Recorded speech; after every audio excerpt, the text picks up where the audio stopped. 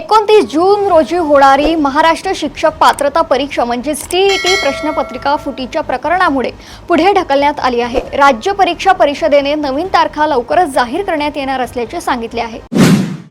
भिवंडी येथे उघडकीस आलेल्या टीईटी पेपर फुटी प्रकरणाचा तपास अधिक तीव्र करण्यात आला आहे।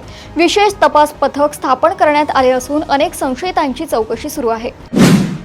मुंबईहून राजगड किल्ल्याकडे जाणारी खासगी बस अपघातग्रस्त झाली। या दुर्घटनेत 2 जणांचा मृत्यू झाला असून अनेक प्रवासी जखमी झाले। MSRDCने पुणे मुंबई द्रुतगती मार्ग 10 पदरी करण्याचा सुधारित आराखडा राज्य सरकारकडे सादर केला आहे। प्रकल्प पूर्ण झाल्यानंतर वाहतूक कोंडी मोठ्या प्रमाणात कमी होण्याची अपेक्षा आहे।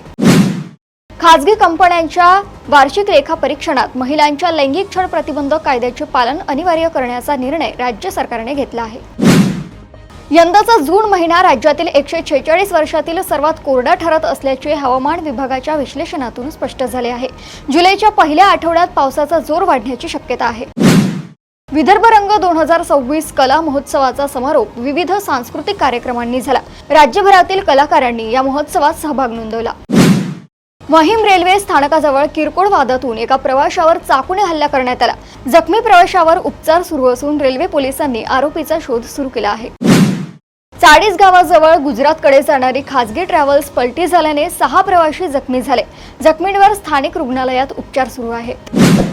शिवकालीन गडकिल्ले 360 अंशांमध्ये घर बसल्या पाहता यावेत यासाठी डिजिटल व्हर्च्युअल टूर उपक्रम सुरू करण्यात आला आहे। या उपक्रमामुळे राज्यातील ऐतिहासिक पर्यटनाला चालना मिळणार आहे।